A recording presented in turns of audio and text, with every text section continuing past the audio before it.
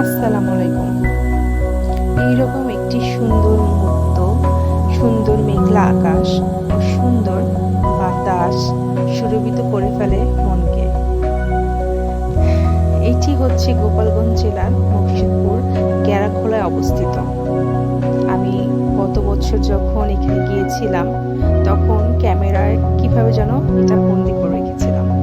আসলে মানুষের স্মৃতিগুলো এভাবেই থেকে যায়, মানুষের ক্যামেরায়, মেমোরিতে, স্মৃতির পাতায়। মানুষের মনের মানসিক চেঞ্জের জন্য অবশ্যই গ্রামগুলোতে ভিজিট করা উচিত। আমরা তো গ্রামমুখ হই না, এর জন্য গ্রামের কাছেও যেতে পারি না।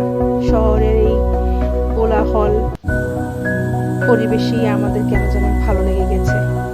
এর জন্য এত সুন্দর পরিবেশকে কেন যে আমরা উপভোগ করতে পারি না। গ্রামে যে কি সুন্দর একটা শান্তি মনকে মোহিত করে। আমাদের এর জন্য সকলকেই